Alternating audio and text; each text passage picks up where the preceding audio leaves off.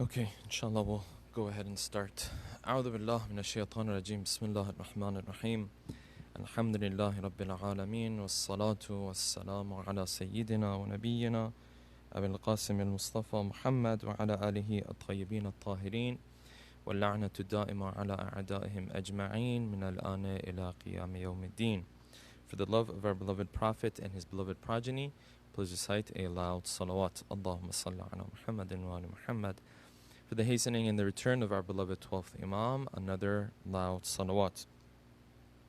Allahumma salli ala Muhammadin wa ala Muhammad. I hope everyone is doing well, inshallah, as we normally do. I apologize for the delay, first and foremost. And beyond that, inshallah, as we always do, I'll mention the name of the sponsors of tonight's program, so we can take a moment to recite Surah Fatiha for their marhumin and marhumat, as well as your own marhumin and marhumat as well. The first is the youth group. Number 2, Dr. Kamran and Sister Maryam Rizvi and family. Number 3, Brother Munis and Sister Ismat Zaidi and family. Brother Ali Ghazanfar and Sister Kulsum Fatima and family. Dr. Ibrahim Abbas and Sister Farheen Raza and family. Brother Ali Abbas and Sister Bani and family. And finally, Brother Shahzad Pirwani and family. Bismillah ar-Rahman ar-Rahim. Alhamdulillah Rabbil Alameen ar-Rahman ar-Rahim Maliki Yawmiddin Iyaka na'budu wa iyaka nasta'in Ihdina as-sirata al-mustaqim sirata alladhina an'amta alayhim ghayril maghdubi alayhim waladdallin. As we normally do, I'll go through the dua of today as we are slowly coming to the end of the month of Ramadan. Inshallah, tomorrow, with a very, very high probability, will be the end of the month of Ramadan, the last day of the month of Ramadan. Allahumma ghashini fihi bil-rahma warzuqni fihi at-tawfiqa wal-isma. Ya Allah, in a day like this, cover me and shower me with your rahmah and your mercy. Warzuqni fihi at-tawfiqa wal-isma. And give me the opportunity to be protected. Give me the opportunity to keep myself purified. وَطَهِّرْ قَلْبِي مِنْ غَيَاهِبِ التُّهْمَةِ. And protect my heart and purify my heart from the darkness of accusation, from the darkness of tuhma. Ya Rahiman bi'ibadatil mu'mineen, or Ya Rahiman bi'ibadihil mu'mineen. Oh, the one who has mercy towards his servants. Okay. Before I continue with today's topic and we do a quick review of what we discussed yesterday, of course today, because it is the last Friday of the month of Ramadan, as I mentioned, it's probably one of the last couple of days that we have in Ramadan as well. I want to share this quick hadith with you from Jabir ibn Abdullah al-Ansari, famous companion of the Prophet, the same companion of the Prophet who lived not only during the time of the Prophet, but also later on during the time of the first Imam, the second Imam, and the third Imam, and even beyond that as well. We read that Jabir ibn Abdullah, he was a very, very old man when he left this world. And because of this, he had an opportunity to narrate hadith from multiple Imams of ours, including the Prophet salawatullahi wasalamu alayhi. He says, دخلت على رسول الله صلى الله عليه وآله في آخر جمعة من شهر رمضان. He says, I came upon the Prophet on the last day or the last Friday of the month of Ramadan. فلما بصر بي, when he saw me, he said this, قال لي يا جابر هذا آخر جمعة من شهر رمضان فودعه. He said, this Friday is the last Friday of the month of Ramadan. So say goodbye to the month of Ramadan, because now Ramadan is leaving, right? And of course, Jabir may have not known exactly what he is supposed to do when it comes to saying goodbye to this beloved month of the Prophet and Allah subhanahu wa ta'ala. And so because of that, the Prophet then, he himself started to explain. He said, and وَقُلْ, you say goodbye in this way, Allahumma la taj'alhu akhir al-ahdi min siyamina iyyah. Ya Allah, do not make it the last opportunity that I have of fasting in the month of Ramadan. فَإِن جَعَلْتَهُ فَجَعَلْنِي مَرْحُومًا. And if it is such that I have to leave this world before the next Ramadan and I'm not going to make it to the next Ramadan, then at least shower me with your blessings and with your rahmah. If I'm not going to have an opportunity to bring upon myself this rahmah with fasting again in the month of Ramadan, then at least make it such that you give me that mercy so that I prepare myself for leaving this world. right? So that when I leave this world, I am leaving this world pure. I'm leaving this world with your rahmah and with your mercy. وَلَا تَجْعَلْنِي مَحْرُومًا, and do not make me deprived of this mercy of yours. فَإِنَّهُ مَنْ قَالَ ذَلِكَ. The Prophet continued, he said, the reason why I'm telling you to say goodbye and farewell to the month of Ramadan in this manner is because of this. Because there is no one who says this unless that he walks away with one of these two things. فَإِنَّهُ مَنْ قَالَ ذَلِكَ ذَفِرَ بِإِحْدَى الْحُسْنَيَيْنِ. He walks away with either or one or either of these two things, okay? One or the other of these two things. إِمَّا بِبُلُوغِ شَهْرِ رَمَضَانَ. He said either Allah subhanahu wa ta'ala will respond to his dua and bring him again to the month of Ramadan, meaning that he'll make it to the next month of Ramadan. It's either that, or وَإِمَّا بِغُفْرَانِ اللَّهِ وَرَحْمَتِهِ. Or Allah subhanahu wa ta'ala will shower him with blessings and with his mercy. Either this is going to happen or that is going to happen if someone prays in this manner. And we pray to Allah subhanahu wa ta'ala that Allah subhanahu wa ta'ala, Allahumma la taj'alhu akhir al-ahd min siyamina iyyah, فَإِن جَعَلْتَهُ فَجَعَلْنَا مَحْرُومًا or marhuma. Ya Allah, if you are going to make this our last Ramadan, that you place us amongst those that you shower with your blessings so that we are prepared to leave this world. We know that this month of Ramadan, hopefully we have been able to benefit from this month. We've been able to gain the spirituality and the faith that we needed in order to essentially go through the rest of the year, right? Ramadan is not just for Ramadan. Ramadan is there so you can use it for the rest of the year. And hopefully one of the things that we've all realized is, and we realize this every Ramadan, and of course it's a reminder for us, one of those things is how much the human being can actually adapt to the situations that it's going through. Because the first days of Ramadan, when you start fasting, it might come to your mind that this is very difficult. It's not even possible. But then after a while, once you start fasting for 10, 20, 30 days, then it seems as though it turns into a situation where you feel like there's a lot more that you can even accomplish in your life if you just adapt to the situation that you're in. Hopefully, we've learned in our life that there's a lot of things that we can do in terms of our spirituality, and that this is shaitan that makes everything look very difficult for us. It's shaitan that makes it look very difficult for us to worship Allah subhanahu wa ta'ala. Otherwise, we do it so well in the month of Ramadan. So hopefully we can take some gems from this month and inshallah apply it to our day-to-day lives outside of Ramadan. Quick review of what we had been discussing so far. Yusuf alayhi salam, he entered into the prison. There were two men that entered the prison with him. They shared their dreams with Yusuf, and Yusuf, instead of initially giving them the interpretation of their dreams, what Yusuf alayhi salam did was that he took his time and this opportunity to share what his religion really stands for. We said that this is probably the first time that Yusuf alayhi salam is sharing the idea that he is a prophet. Maybe if the first time is not this time, maybe the first time would have been that time where Zulaykha approached him and he said, Innahu Rabbi ahsana mathwai. He said, Allah subhanahu wa ta'ala has made my place such a wonderful place, I would never do wrong against him. So that's probably the first time. Now is the second time where he's getting the opportunity to actually talk about it in a little bit more of an elaborate fashion and an elaborate manner. Okay, but even though we said we learned this lesson from Yusuf alayhi salam, that even though he's going to talk about his religion, even though he's going to talk about the things that he believes in, but he still does not do so in a manner that is very long. Still does not do so in a matter that's an hour or 2 hours long. No, we said that he wraps up the essential belief system of his in maybe 5 or 6 sentences. These 5 or 6 sentences might have took Yusuf alayhi salam maybe a minute or a half to get across, and that's about it. And beyond that, he did not hold the attention of these men too much longer before actually giving them what they had asked for, right?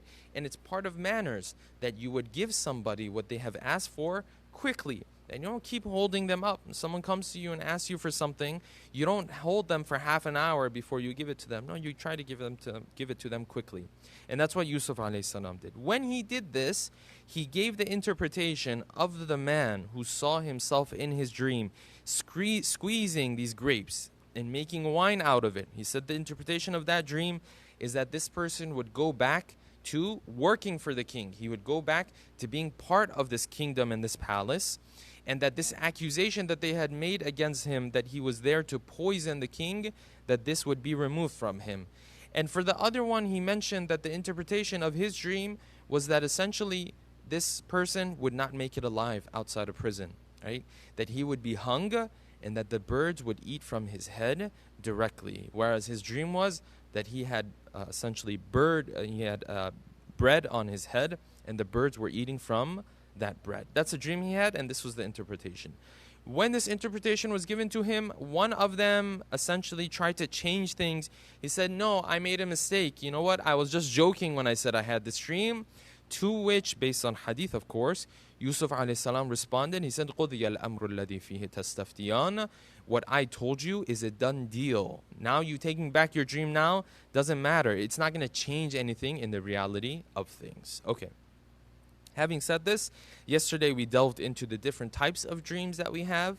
What are we supposed to do when we have dreams? Are we supposed to get anxious? Are we supposed to get concerned when we have dreams? And the answer to all of that was no. And we also talked about the books that we have out there that share the interpretations of dreams. And we said the problem with these books, some of them, is that in terms of their authenticity, they don't hold much authenticity, in the sense that you cannot trace these books back to those individuals that they are attributed to in history. We don't even know if they were the ones who wrote these books.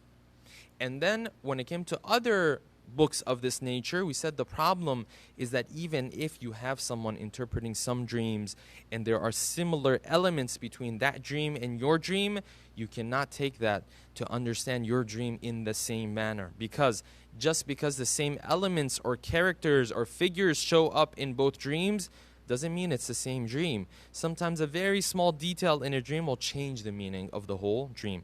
And yesterday we shared examples of how complicated this issue is, and therefore our recommendation in this regard was to not worry about the dreams that we have. If it is a dream that we have, maybe a dream we have multiple times, or maybe a dream we have that is very concerning, right? You feel very anxious when you wake up.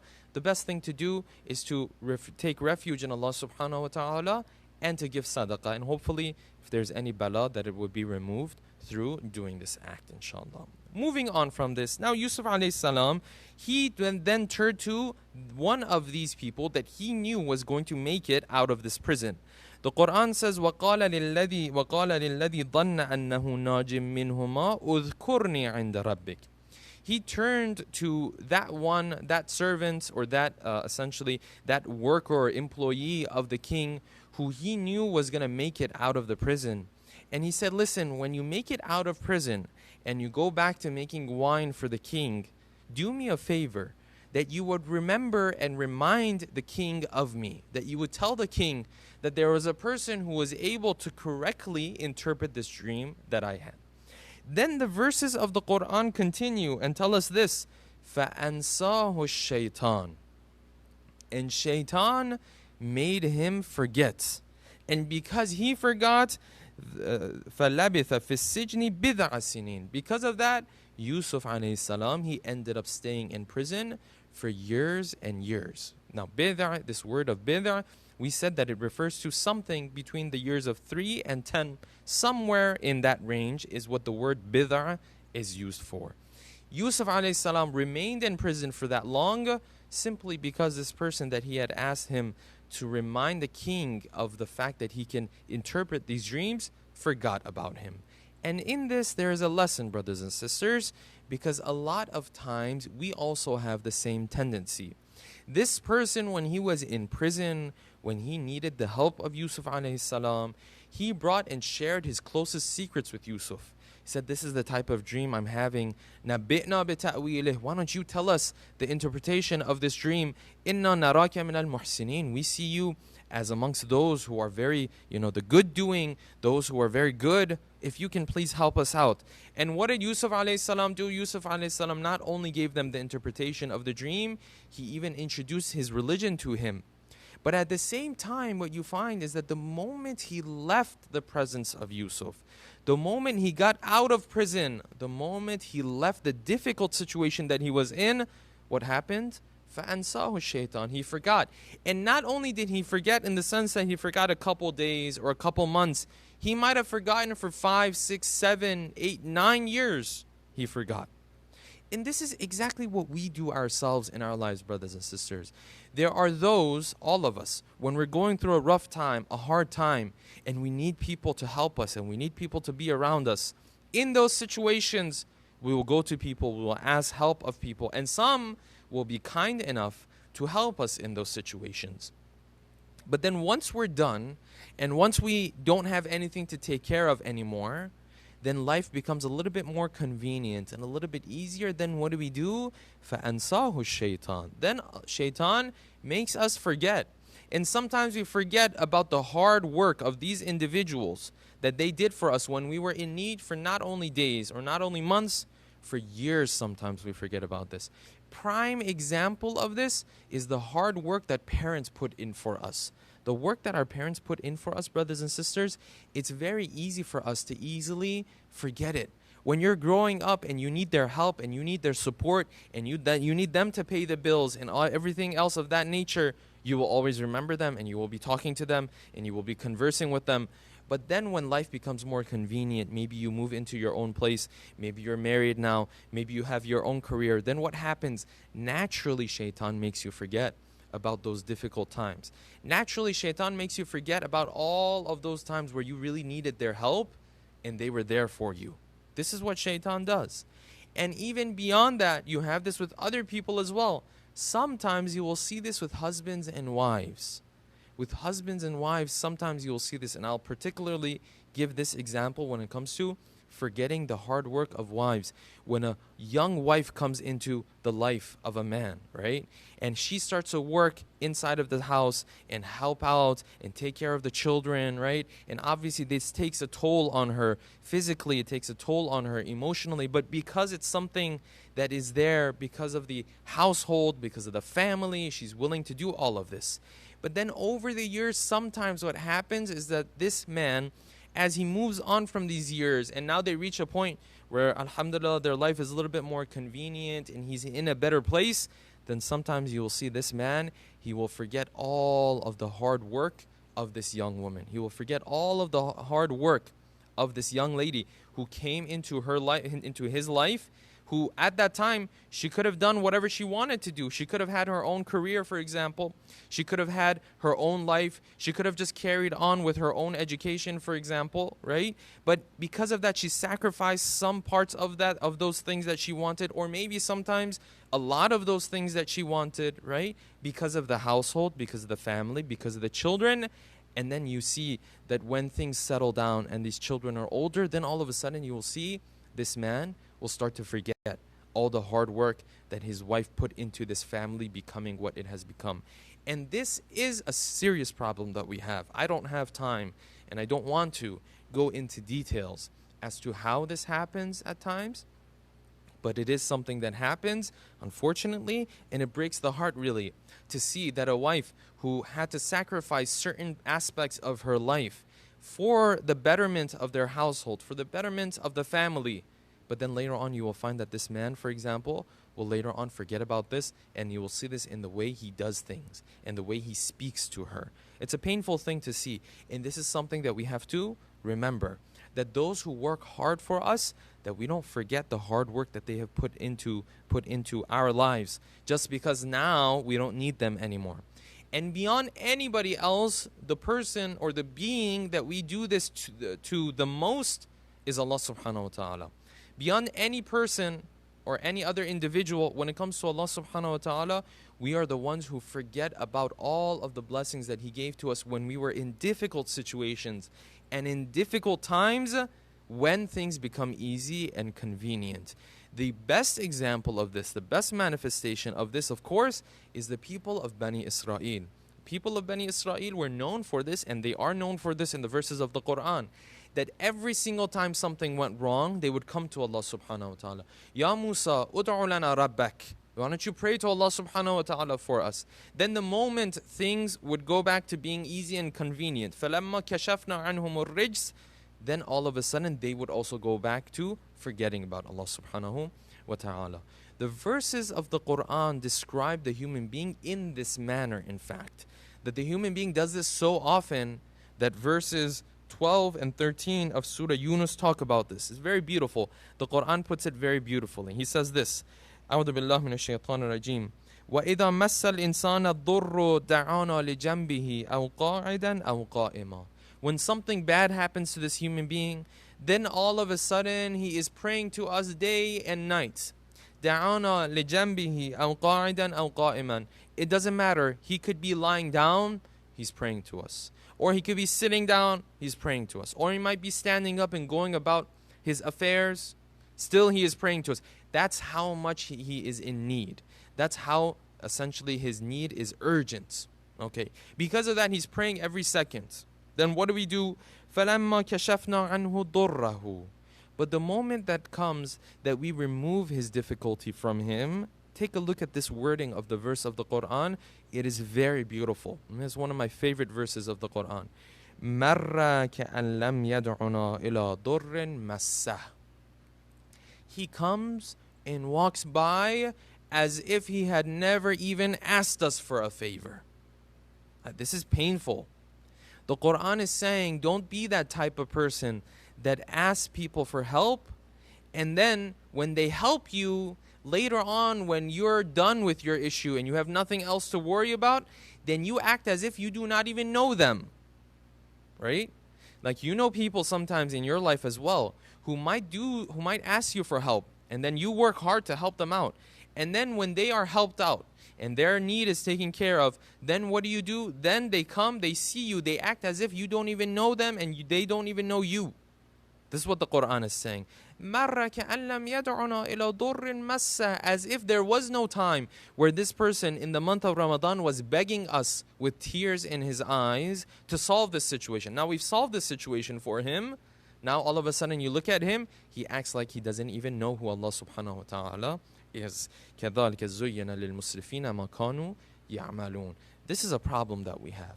So a lesson to be learned from this part of the story of Yusuf alayhi salam is that when you're in that tough and difficult position and people are willing to give you a hand, right? People are willing to lend you a hand. You are not to forget them later on. This is what happened to this individual. Because of this, Yusuf ended up staying in prison for years and years. Okay, moving on. Until this moment comes where the king of Egypt has a dream. And obviously, this dream that he has, obviously is something that makes him feel very anxious. It is a dream that makes him feel very concerned. وقال الملك إني أرى سبع بقرات سمان يأكلهن سبع عجاف.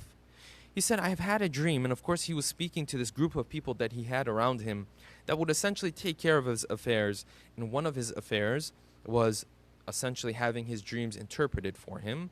So he was speaking to them. He said, listen, I've had this dream where there are 7 really, really skinny cows that are eating 7 plump and fat cows. Seems like a very odd and a very weird dream.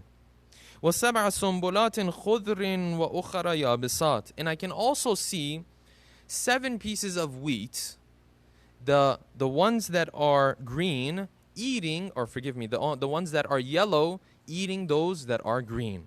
What's going on here, right? You would assume that those that are green are eating the white, the yellow, right? And those that are fat would be eating the skinny cows. But it's flipped over the other way. So what's going on? Ya ayyuhal mala aftuni fi ru'ya. Give me your fatwa in this regard. Give me your opinion in this regard when it comes to my dream. In kuntum lirru'ya ta'burun. If you are the type of people who interpret dreams. Okay. Now, these guys, for whatever reason, and we don't know what the reason was exactly, it could have been because they didn't want to infuriate the king of Egypt and tell him that this is a terrible dream. It means something bad is going to happen. Maybe because of that. Or maybe because of the reality that they just couldn't make any sense of this dream. We don't know why exactly. But either way, they turned to the king. They said what? قَالُوا أَذْغَاثُ أَحْلَامٍ. They said, no. This type of dream is the chaotic type of dream. وَمَا نَحْنُ بِتَأْوِيلِ الْأَحْلَامِ بِعَالِمِينَ. And when it comes to these types of dreams, we don't know the interpretation. We're not able to interpret these types of dreams. Why do they call it أَضْغَاثُ أَحْلَامٍ? Because essentially the king only had one dream. But they're saying these are messed up dreams, right? The reason for that is because a lot of times when you have a chaotic dream, what it actually feels like is that you're having small snippets from different situations and different scenes. And these small snippets put together make up this chaotic dream, and it's kind of like it's multiple dreams, in fact, that you're having in one dream. This is why when they were speaking back to the king, they said, we're not able to interpret these dreams, even though the king only had one dream. Okay. They said, we're not able to explain these dreams. وَقَالَ الَّذِي نَجَى مِنْهُمَا. That servant of the king who is now making wine for the king, he all of a sudden remembered Yusuf. وَقَالَ الَّذِي نَجَى مِنْهُمَا وَادَّكَرَ بَعْدَ أُمَّةٍ. The one who remembered Yusuf after a very long time. أَنَا أُنَبِّئُكُمْ بِتَأْوِيلِهِ. He said, I know someone who can interpret your dreams for you. فَأَرْسِلُونَ. Why don't you go ahead and send me? If you send me to go to Yusuf, then I can ask him to essentially give you the interpretation of your dream. It's interesting. The Quran will cut the scene. Essentially, will cut out this whole part where the king says, okay, if you know somebody, why don't you go and get the interpretation? And this guy leaves the palace and comes to the prison. The Quran cuts all of that section out of the story, immediately jumps to the scene where now he is speaking to Yusuf alayhi salam. Yusuf, oh Yusuf, Ayyuha Siddiq, the truthful one, the one who, when he speaks, there's truth to it. أفتنا في سبع بقرات سمان يأكلهن سبع عجاف. If you would give me your opinion when it comes to these 7 fat cows and these 7 skinny cows, having the skinny ones eat the 7 fat ones and the 7 plump ones. وَسَبْعَ سُنْبُلَاتٍ خُضْرٍ وَأُخَرَ يَابِسَاتٍ. And the green wheat, right, eating the yellow and the dried wheat. لَعَلِّي أَرْجِعُ إِلَى النَّاسِ لَعَلَّهُمْ يَعْلَمُونَ. So that I can go back to the people, and by the people he means the king and his group, and I can tell them what is happening here. I can tell them the interpretation of this dream. Okay, moving on from this, Yusuf alayhi salam, of course, he started to interpret this dream for him. And it's interesting because in this verse, when you look, in fact, this person never said, give me your opinion about this dream, right? And you look at the verse of the Quran, it says, Aftina, like give me your opinion about 7 cows who are like this and 7 cows who are like that. That is because their relationship was based on dreams. And so when he asked Yusuf alayhi salam for the interpretation of the dream, he didn't even need to say this is a dream. He didn't need to say, I've come to you to ask you for the interpretation of dreams. No. All he had to do was, this is the situation, give me the interpretation to it. And Yusuf automatically knew that he is referring to a dream that the king has had. Now Yusuf alayhi salam starts to explain what the interpretation of this dream is going to be. قال تزرعون 7 سنين دأبا فما حصدتم فذروه في سنبله إلا قليلا مما تأكلون. So this is what's going to happen. There are 3 portions that are going to play out for you guys. This first portion is going to be 7 years. Second portion is going to be another 7 years. And then there's going to be a 1 year that's going to come at the end. So 7, 7, and 1. He said the first 7 years, what you need to do is that it's going to be a good 7 years. Because it's going to be a good 7 years, you need to continue to grow your crops and plant more and more crops. But here's the point that Yusuf alayhi salam added. And maybe this was the reason that essentially got the king of Egypt to realize that Yusuf is very special. Because we know in the story that the king of Egypt is now going to take Yusuf out of prison later on, right? How did the king of Egypt do this? Was it just because of the interpretation of the dream? Maybe. But maybe it was because of this. Because Yusuf didn't just interpret the dream of the king.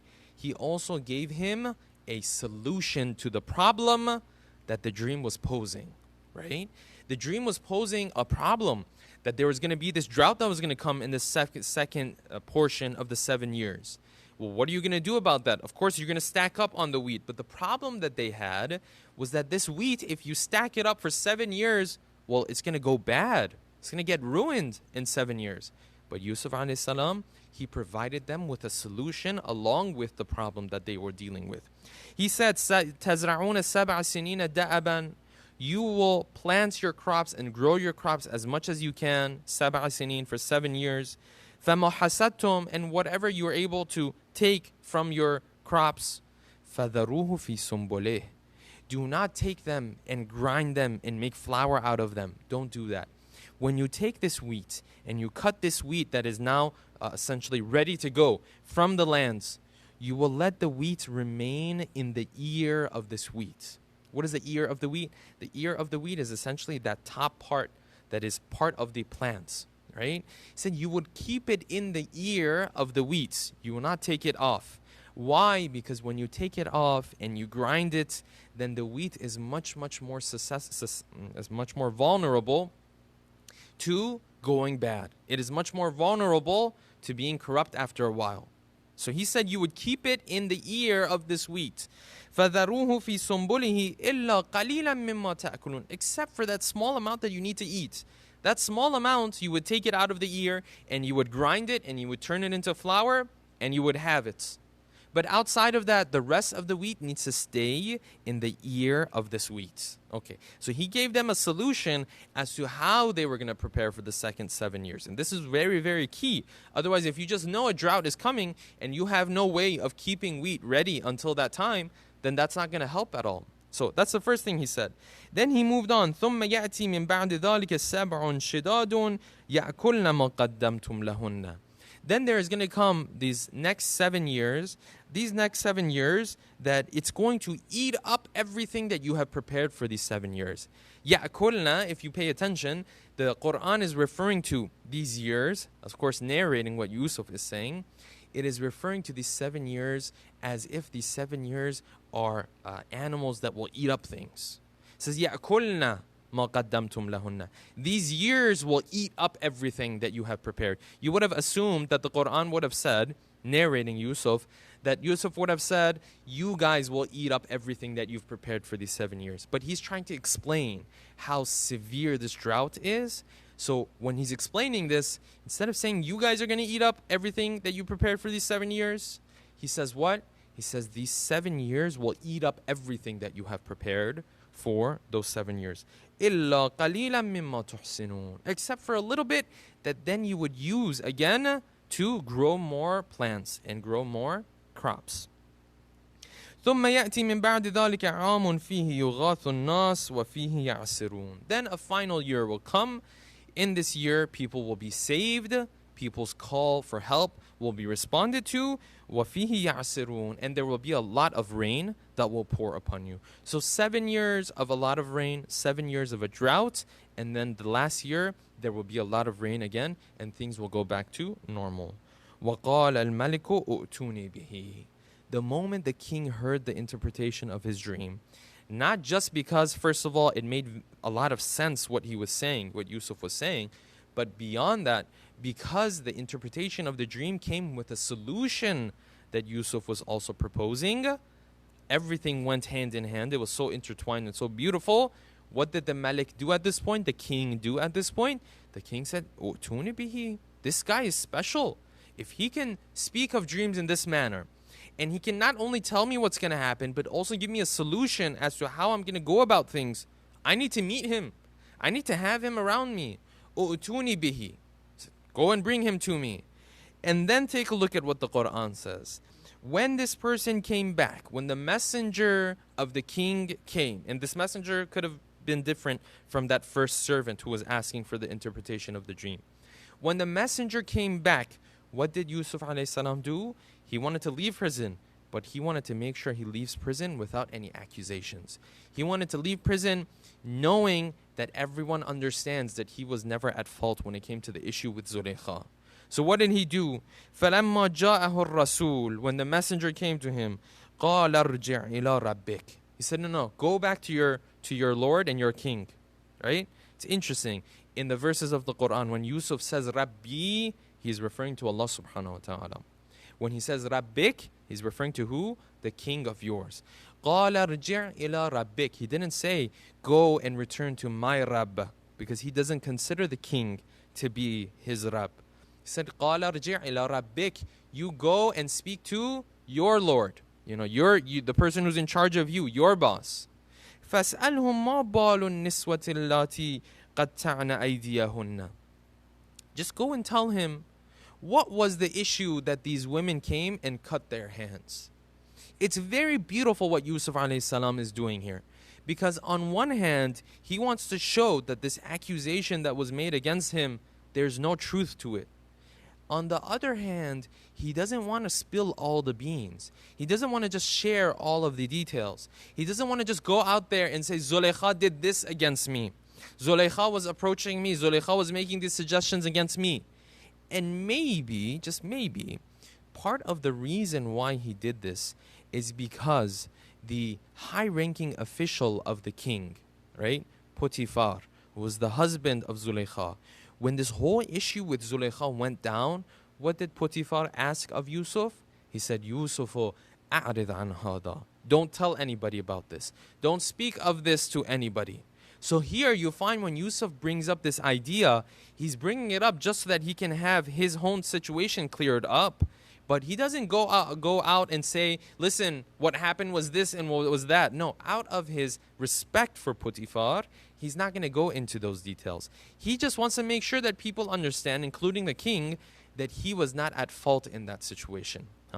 When someone does something, even something, small good to you, then you are to try to repay them in any which way that you can. What did Potiphar do for Yusuf alayhi salam? Maybe very little from our perspective, but at the end of the day, he did respect him. He did give him an honorable position in his house. He did raise him for years and years, because the Quran says he went from being something around the age of 9 all the way to being a full-fledged adult in the house of Potiphar. So Potiphar was feeding him. Potiphar was honoring him. Maybe because of that is why Yusuf alayhi salam, in this critical situation, he just doesn't go out and embarrass Potiphar in this manner. Now, of course, we know that things are going to come to light. But even if things are going to come to light as to what happened with Zulaykha, Yusuf is not going to be the one who says it. He's not going to be the one who essentially is going to share the information that he has. He wants them to come ahead and say it.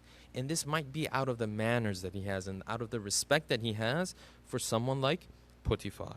So what did he do? He said, go back and ask your lord, your boss, the person in charge of you, about those women who cut their hands when I essentially entered upon them.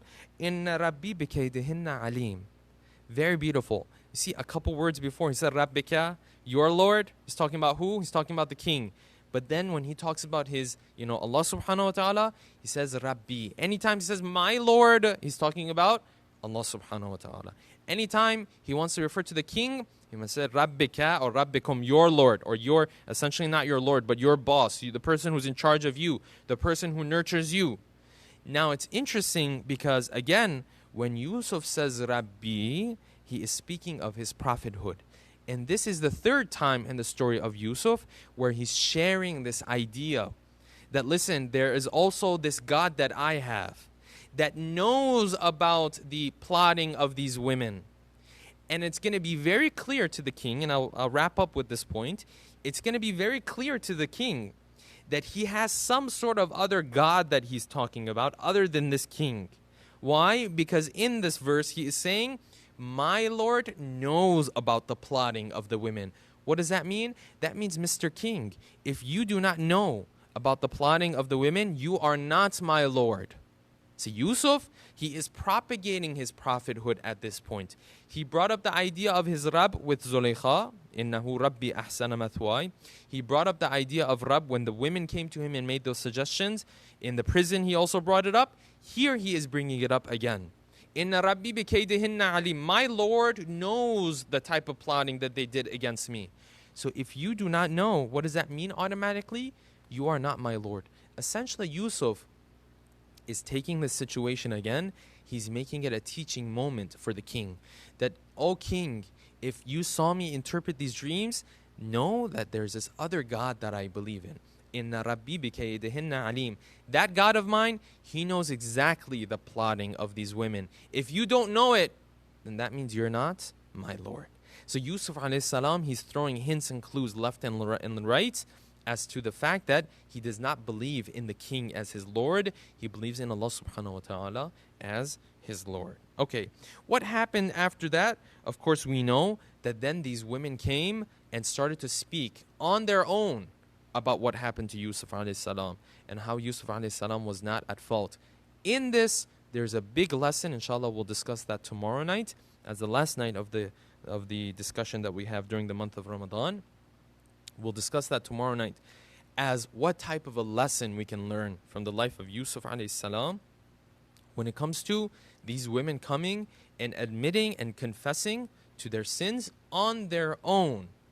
What can we learn from that? Inshallah, we will discuss that tomorrow night. I want to take a moment before we end, inshallah, to mention the sponsors of tonight's program one more time. The first is the youth group. Afterwards, Dr. Kamran and Sister Maryam Rizvi and family, Brother Munis and Sister Ismat Zaidi and family, Brother Ali Ghazanfar and Sister Kulsum Fatima and family, Dr. Ibrahim Abbas and Sister Farheen Raza and family, Brother Ali Abbas and Sister Banin and family, and finally, Brother Shahzad Pirwani. Let's take a moment to recite Surah Fatiha for all of their marhumin and marhumat, as well as the rest of the marhumin and marhumat of ours. And let's keep our brothers and sisters, this airplane that crashed, we heard the news, let's keep them in our du'as as well. Bismillah ar-Rahman ar-Rahim, alhamdulillah rabbil alameen. الرحمن الرحيم مالك يوم الدين إياك نعبد وإياك نستعين اهدنا الصراط المستقيم صراط الذين أنعمت عليهم غير المغضوب عليهم ولا الضالين